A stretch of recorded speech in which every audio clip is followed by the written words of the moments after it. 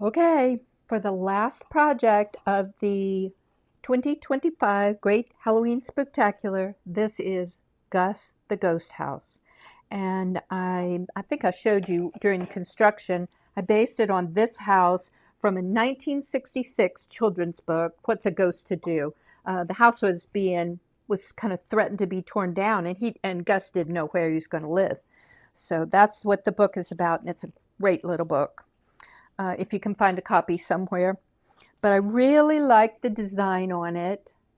And so I made it years ago, but I didn't know how to do patterns at the time. So now that I know how to do SVG patterns, I'm like, it's time to bring Gus to life. I tried to mimic some of the coloring just so, partly because it's more color than I usually do. Now, I want to make a confession. It's kind of hard. Part of it is that I wanted a long-lasting version of this house, so I made it in cardboard. So I painted all this, I distressed all these layers. The windows are actually cardstock just because all the little panes wouldn't cut out. They were a pain. They wouldn't cut out in cardboard, and then glued all the shingles on. And what it did was, you could see on the roof, it made it really thick. And so the pieces that were kind of designed for thinner materials, because all my prototypes were cardstock, didn't work. Or they worked, but they just didn't fit as well. It was hard. In addition, because of the weight of the cardboard, getting it to adhere to the body, and I don't know. It was just kind of a pain. In other words, I'd certainly recommend doing it in cardstock. And I think I said that in the when I was talking about Cricut Design Space and doing this pattern, and also in the construction. All my prototypes were in a heavy cardstock, 110-pound cardstock, and so this was hard. But here's the advantage. I did get it done. Can you hear? It's very sturdy. I will have this for years. It will last for years. Let me show you another cardboard house. We made this one last year. This is the abandoned Italianate mansion. That one's free on my website, so you can subscribe to get that one. But I made it out of cardstock too, and you know, I will literally have this house for years because it's so sturdy. A lot of times I raffle them off or sell. I donate them to a charity like Habitat for Humanity, so they can raise money. They can sell it and raise money for houses to build real houses. So anyway, but this is Gus the Ghost House with a wraparound porch, and let's get started on it, okay? I hope you'll try it, but like I said, at least the first time, make it with cardstock. All right, let's get started making Gus the Ghost House. And first I'm going to show you how to set up the pieces for cutting with a cutting machine, specifically the Cricut, my Cricut Maker. I'm on my computer so I can show you everything. All right, let's go to either New Project or Canvas, either works. I'm using the Upload button in the lower left-hand corner. I'm going to Upload Image. Then the Browse button in the middle, and this is Gus the Ghost House. And there are a number of SVG files for this.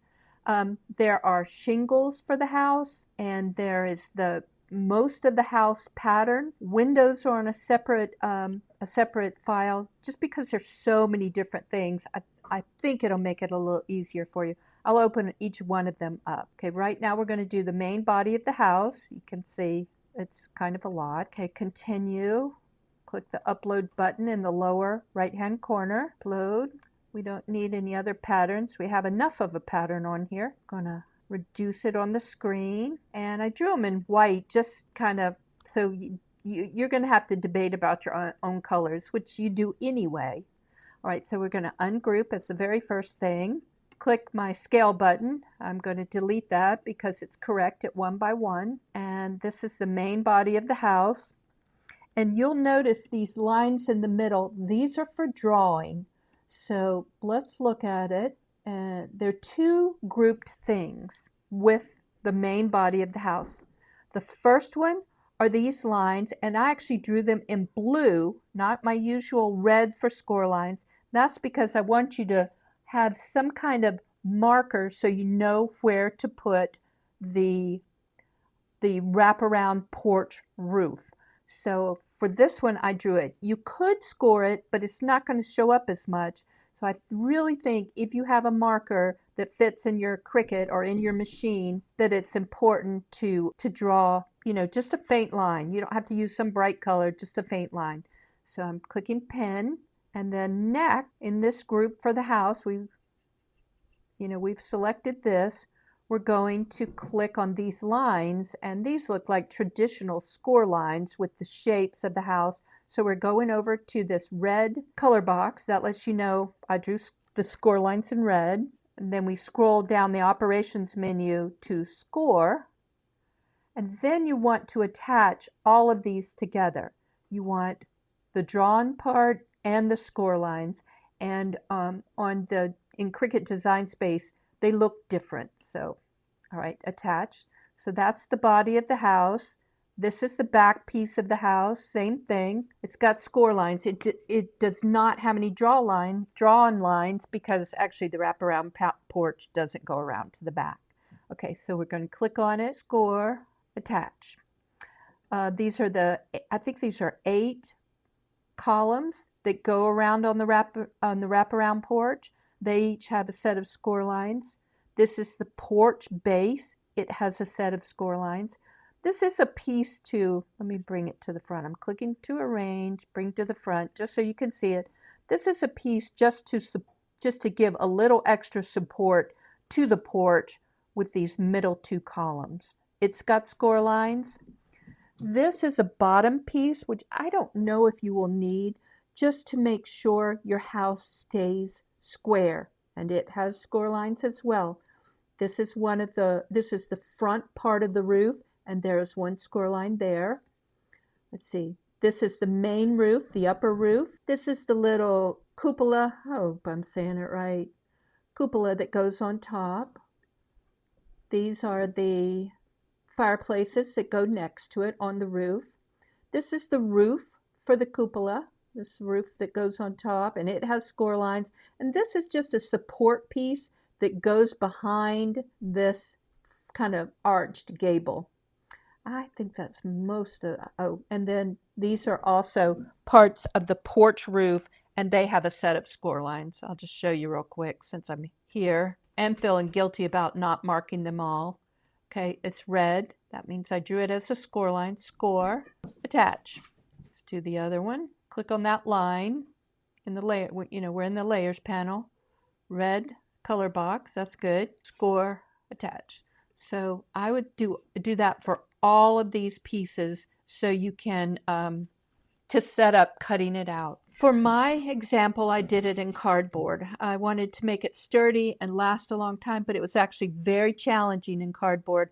I really think for at least the body of the house, I would use 110-pound cardstock or watercolor paper. You can paint watercolor paper, and the watercolor paper I use is usually 140. Okay, so I'm going to just show you the other files. These are the shingles for the main roof, and this is like the ridge vent or the ridge cap that goes on top to prevent you from having a sort of a gap from where the top shingle ends on each side. So I like that. This can be used as an option for the porch railing, or you can use these kind of balusters. That's what I call them anyway. Okay, continue, upload.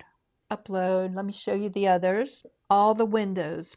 I thought it was easier to separate the windows out to their own file. Top layer of windows are kind of crooked, like the house has been abandoned and they're deteriorating.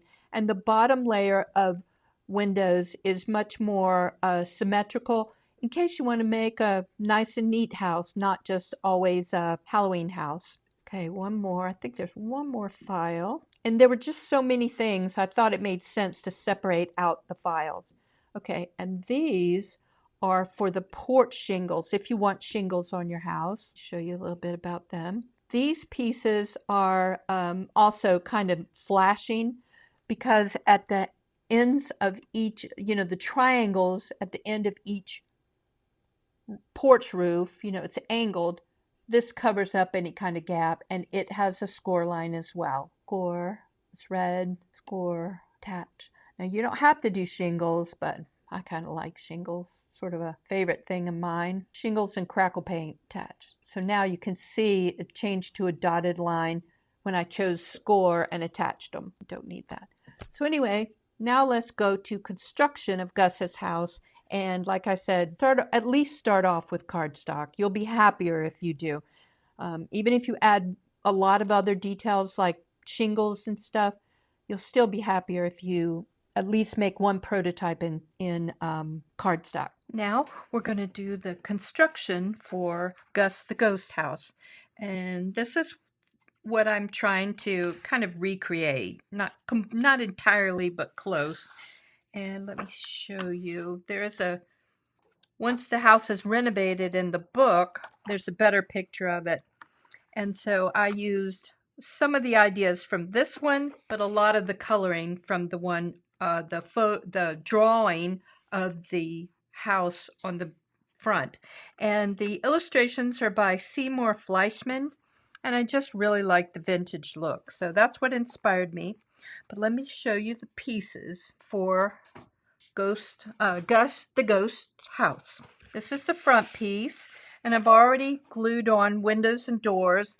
And when I add individual strips of siding, I usually cut out the window afterwards. So I put a note down, remember to cut out window.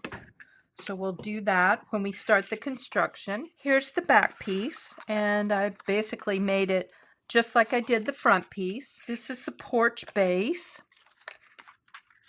These three pieces are the porch roof. And let me kind of just give you an idea of how they go together. It's hard to see because it's painted with a matte black, but it's a wraparound porch. So it kind of goes like this. And I will apply shingles to this roof, and I'll show you how. These are porch columns, and they fit in these little squares. This is the porch column before it's folded, and if you're going to paint it or do the crackle technique I showed you, then be sure to fold along the score lines before you do that. This is the insert that goes in the bottom of the house. Let me show you on one of my prototypes to help keep it square. These are the balusters to go around the porch. These are the column supports for the porch, and I'll show you how they work in a minute. 2 chimneys, and this is the rooftop for the chimney. This little piece goes in the bottom of the porch to keep the 2 sides from splaying out. This is kind of a front piece that goes on the cupola. I don't know how to say that word. I meant to look it up, but I forgot. And this is the cupola itself, and this is the decorative piece that goes in front. Let me show you a little bit more about the windows. There are actually 3 windows. Remember, I've got to cut out this opening. And I decided I liked the shutters on the windows. I just think it adds another dimension. So I just kind of added that. You can make that by gluing the pieces, the background piece for the window with the 2 shutters. And they're 2 sizes. First floor windows are have 3 panes and three rows of panes. And second has 2. And then they're little windows for the top. And that's the decorative piece that goes around the top. Oh, and I did an option. So if you like kind of this more gothic thing for the baluster, more like a fence, then you can use that for the porch. Okay, let me go ahead and cut out this back piece. So don't forget this last window, and then we'll construct it, and I'll probably find some more pieces I need to show you. I'm going to use my Barely Art glue to attach. This is cardstock window. I did that. I use cardstock when you have very fine cuts, little tiny holes like this. It works better in cardstock than cardboard. So that's the entire front. And when I painted the background black, that gives this division between the individual rows of siding. I put a piece of painter's tape here so I would know exactly where the porch goes. So now I know I'll place the porch in proper position and I don't have to glue it on top of the siding. Let's go ahead and construct the house. Now again, I use cardboard, and when I use cardboard, I usually use a slightly stronger glue. This tacky glue, quick dry tacky glue. I think you can see that it's thicker. So for cardboard, I think that's important. I think it's helpful. It's not absolutely necessary. Your thinner glues like Barely Art glue, it just takes a little longer, and you have to wait longer for it to dry. This adheres fast, especially if you kind of smear it so it's a thinner layer and can dry faster. Okay, now we can lay it flat and line it up. Remember, the most important part is to line up the bottom so that it won't, so that your house will stand up straight. Now bend it so that it's at a 90-degree angle. And let's bring this around. Again, making sure that it's flat at the bottom. You can kind of test it. It always gets fun at this part because you start seeing the house coming together. And I've already done all this decoration, so it's easy for the house to come to life. These are roof flaps, and this keeps the structure of the roof, and it helps keep the house square, as does this bottom piece. And these angles are roof tabs. That's what I glue to the roof flaps. Again, we can smear it just a bit. That helps it dry faster and adhere faster. And if you wait just a second, the glue gets tackier and holds down better. Now, I did not use any painter's tape to hold the sides in place, and I did that because sometimes painter's tape pulls up the crackle siding that I made. So I am going to use painter's tape on the roof because this is actually an under roof. You know, it's an under support. It's not the real roof. And you want it in all the way. You want the end of the roof of the building, the gable ends, to touch the roof flaps. And that's the whole point of the roof flaps. Tape down the back flap. That looks good. We'll let that dry for a minute. And one reason I don't add the base support yet is because a lot of times I'll put my hand inside and press to keep the roof tabs down. And once this is dry, we're going to go ahead and add the roof because it adds structure. So I'm just going to give this a second to dry and add the roof. So this is how the roof will fit on. I layered shingles, and let me just get an idea. So I used about 22 shingles, so that should be in your file, and it will fit right on here, and it goes around this little front extension. I had to trim the roof a little bit because I use cardboard and pretty thick cardboard shingles, and when I put the roof in place, it forced this forward. So I repainted it a little bit. I'll show you in just a minute. In the meantime, let's make the little cupola on top. I did this with, I did cardstock. So when you have really intricate stuff, cardstock works better. And I use cardstock for the columns as well because it's much easier to fold them with a thinner material as opposed to cardboard. And let's just glue our little, I don't know how to say it, cupola together.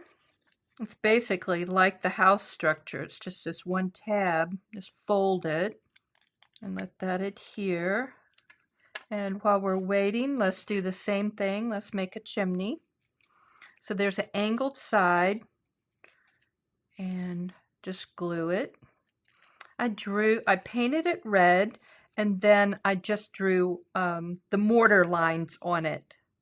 You don't have to do that if you don't want to, meaning you don't have to draw it. And whenever I use a white pen, I use a Uniball Signo gel pen. I love these pens, partly because I've never had a pen that wrote in white, and I just have fun with it. but mostly I use it for drawing mortar.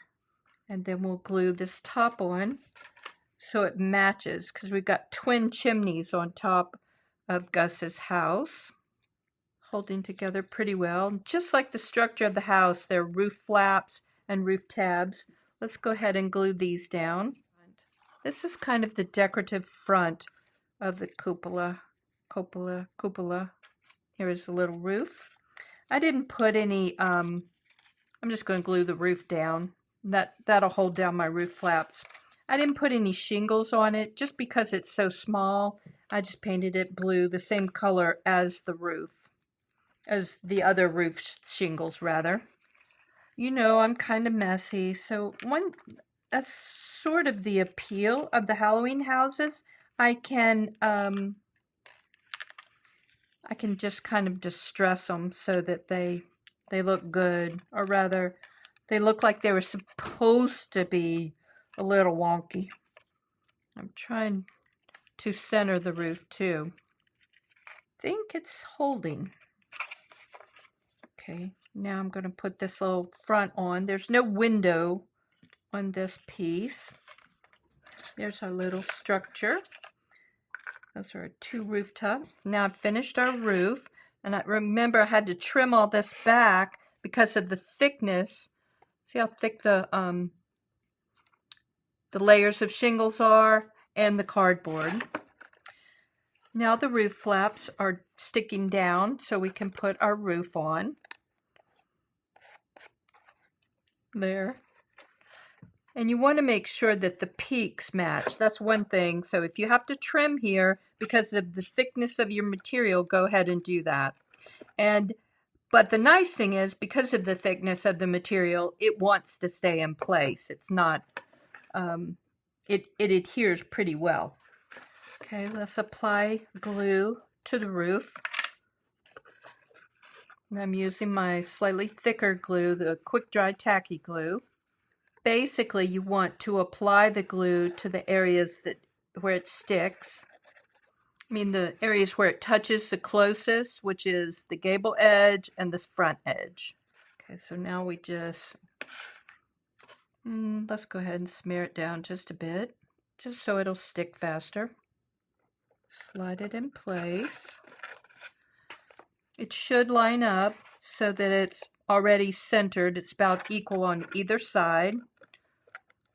And just kind of hold it down a minute. And because of this gap with the shingles, if you don't use shingles, if you just use a plain color, then it doesn't matter. But because of this, the width of all of this material, the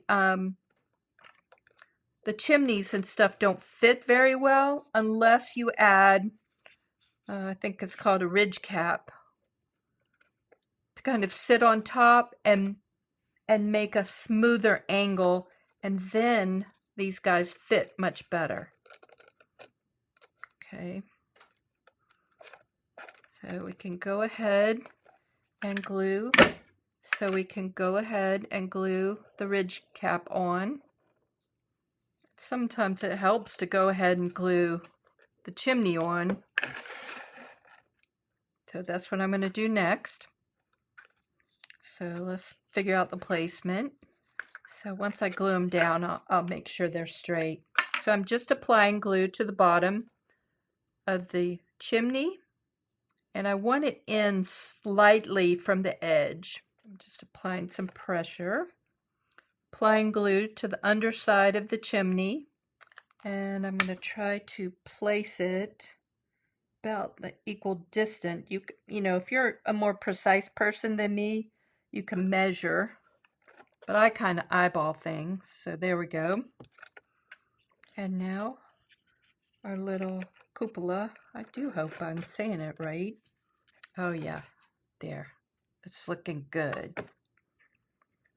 Now I'm going to mop up, you know, my overglue situation. Just holding them down so they make good contact. So that's the house itself without the porch. So the next challenge is doing the porch roof.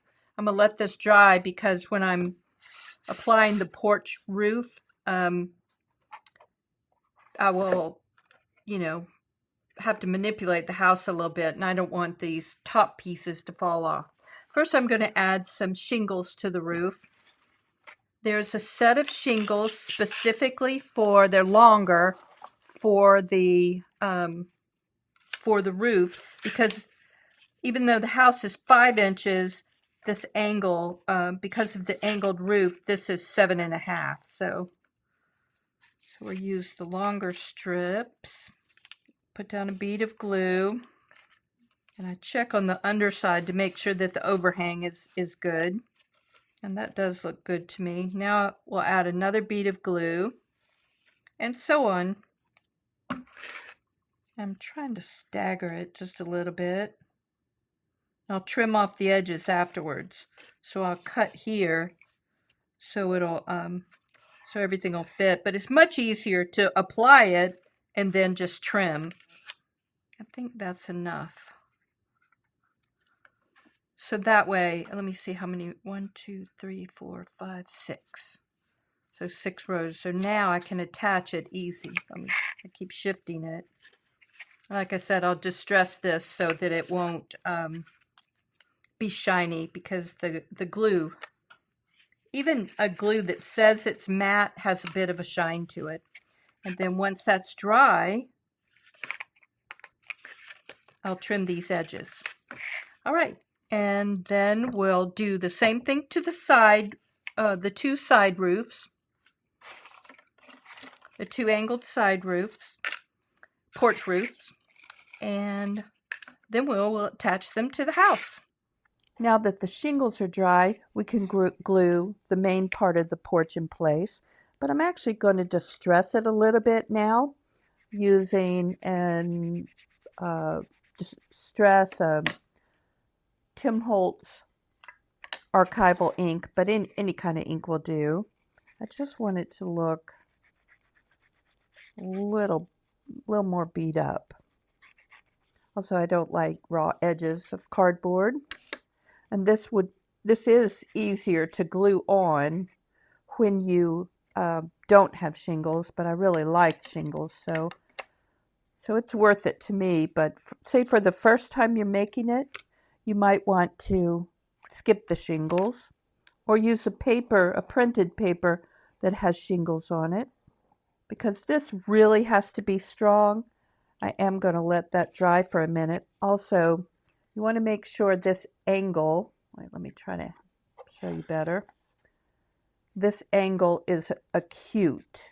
In other words, your roof is going to be angling down, so you want this well folded.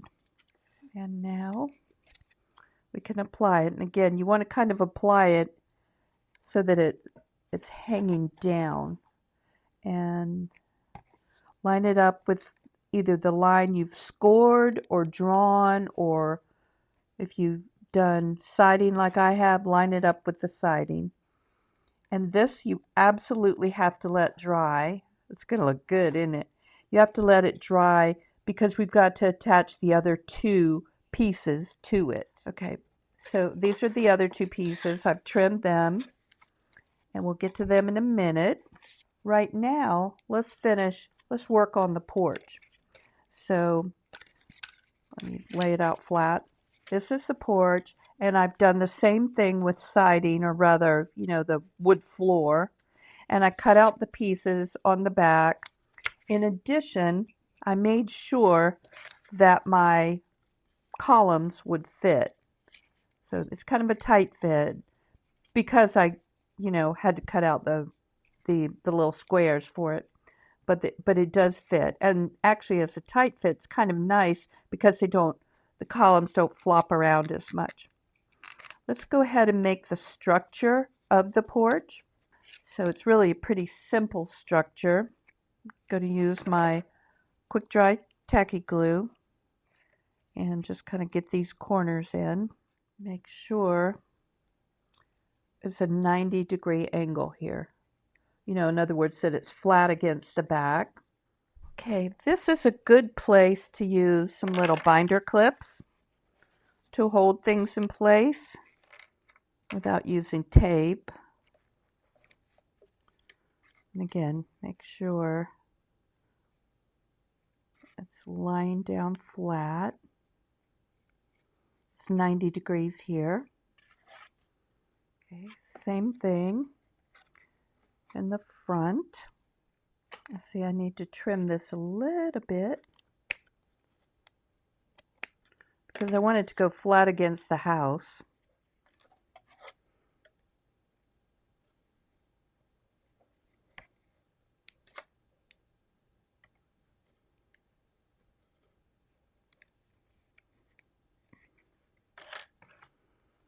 And this one too.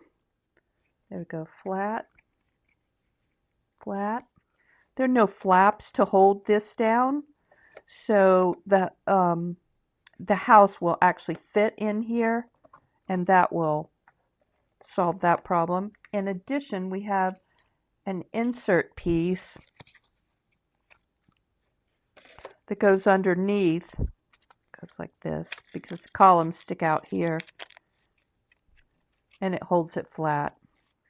I think I'm going to go ahead and do this part, glue this in place now, just to give a little more structure to the porch flooring. And then we'll add the porch columns. I will fold the porch column and then we'll put the porch columns in place. So that's why there's a cutout, so we can make sure that the little porch pieces fit. And I've got glue all over my hands. I'm going to use some of our leftover tape to hold it here. That's the porch flooring. These are the columns, and I think you need 8, 3, 5, 6, 7, 8. And I need to fold one just to show you how to make it. This is how it looks, and I've already folded before I did the crackle paint on it. Again, you do not have to do crackle paint. I just fold again along all the score lines, 4 score lines. And makes a little square column.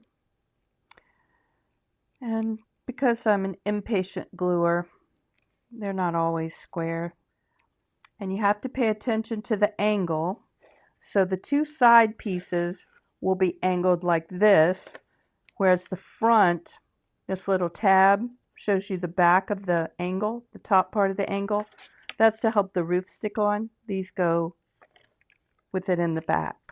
Okay, one thing I forgot to show you on the porch column is the piece that's supposed to go in the back, to be glued in the back, has a slight angle to it, ever so slight. It doesn't matter much, but that's the way it's intended to go. Okay, I think that's 8 columns. And so now we can just kind of wiggle and put them in. And sometimes you gotta kind of angle to one side, and especially if it's a little tight. Okay, make sure the angle for the front pieces is in the back to mimic the angle of the porch. So we've got those guys. This one angled to the back, or rather the tall tab is in the back. Now for these, the tab will go this way. That one. 2 more. Angled towards the house. Or rather, the tab is towards the house. These are going to be our porch pieces. The next thing I do is add some glue underneath, just to be sure, just kind of to make sure they're held well. And we'll play around with the spacing in just a minute. Let's go ahead. I think these will be fully adhered. Let's take off our binder clips. Okay, now I'm going to push them down so that I know that they're not extending down too far. I'll show you what helps to hold them in place. The other thing I figured out, when they fit loosely, they do kind of dance around. So I made this little template that goes in front of the columns, and I think it really helps hold them in place and prevents them from wiggling from side to side. So, oh, and it's got an arch, so we're mimicking the arch on our on the front of the house. Gus will like this detail. And I usually start with the two center pieces, but I don't know that it really matters which ones you start with, but it really helps keep the columns straight. Or rather, when you're getting the roof to adhere to the columns, it helps a lot when they're not kind of dancing around. See, now I have some confidence that they're straight. And then, okay, so let's do these side pieces the same way. There we go. And I do want these to be dry or a little drier before I adhere them to the roof. I'm going to set them aside and add the side pieces. And the side pieces are just kind of a pain because it's fiddly. You're making these angles match. And again, you want to make sure this folds downward. So now that it's adhered, we can, push on it a little bit more. Let's just do one side at a time. So this side is going to go here. Let's add just a little glue on its connecting sides. Definitely want to wait a minute to let that get tacky. And again, you can see I didn't put the bottom piece in because I've got to kind of manipulate this. I need to put my hand inside the house. Okay, let's see if we waited long enough. So I kind of start from the back and ooch it forward just a little bit. And pull it down so that it's straight. I need to hold it there. And now we've made our angle. Now you see all the raw cardboard? You know I don't like raw cardboard. But we're going to solve that problem with our little kind of our flashing, our sort of the equivalent of our ridge vents. So I'll wait until it's dry. They look like little arrows and they fit here. Yeah, just have to wait. And again, one reason it's so kind of awkward, bulky there, is that it's a layer of shingles on top of cardboard. Cardstock. Cardstock's always easier. See, on this prototype, see how it's nicer and easier. That is 1 10-pound cardstock. This was one of my first prototypes. Again, 1 10-pound cardstock. You can see how it's like measuring angles. And I'm going to do just a little painter's tape under here. This isn't a place that's easily seen. So if I peel a little of the paint off, it's not, I can touch it up and it really won't be noticed.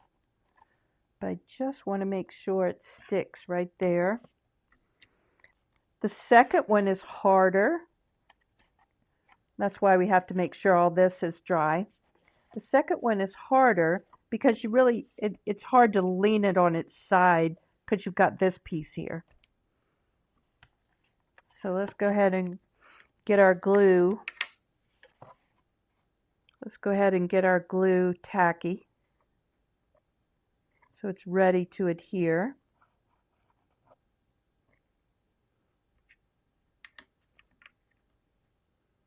So it will adhere quicker. All right, I think everything's gotten tacky. Certainly is on my fingers. All right, just like we did on the other one. Going to kind of start in the back, slide forward.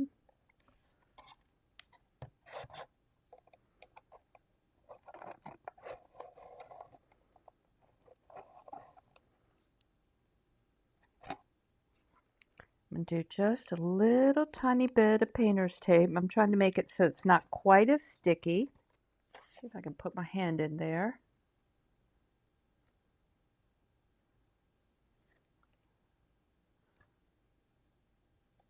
Okay, I'm just going to put it right there so it'll hold. This is the part that tends to pop up, so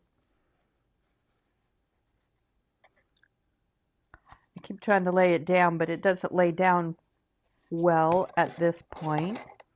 Let's slide it down, push this angle in, and again I'm going to use my tape because this will be under that little piece of flashing. And now hold it. So I think I've got the angle set. Just hold it. Yeah. And when we put the columns in place, we'll push this down a little bit to adhere to the columns.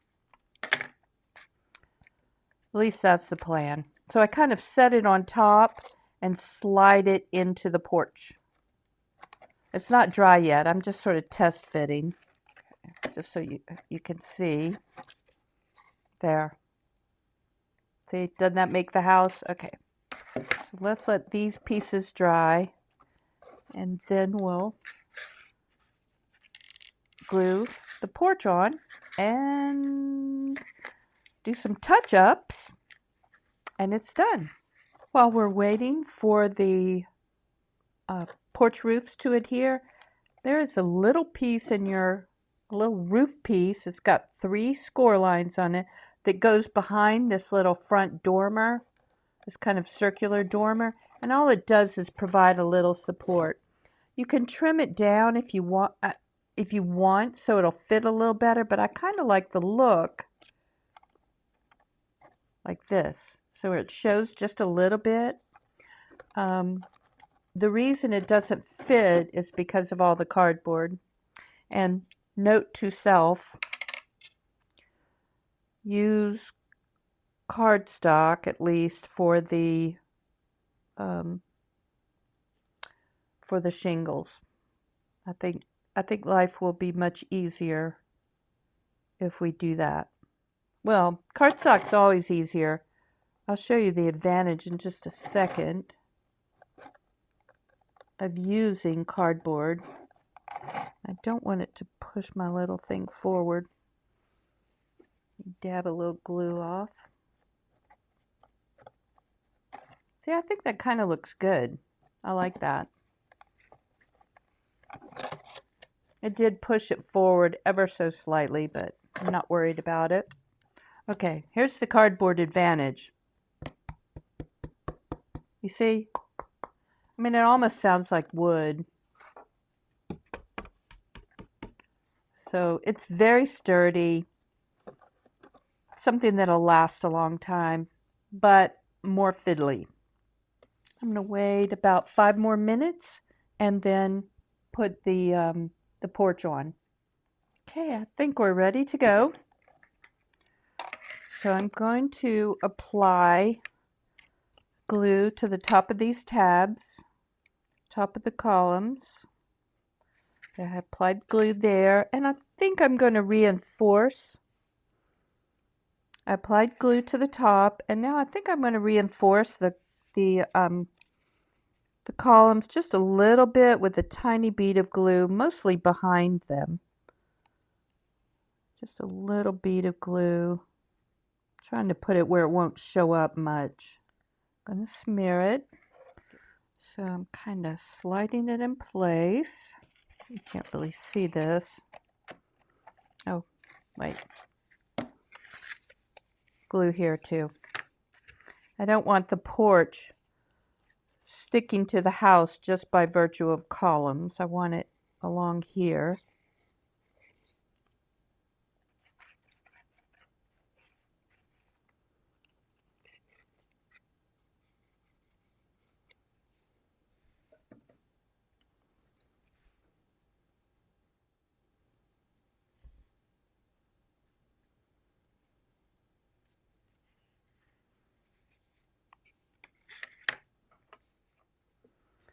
Put my finger in the, okay, here we're going to try again.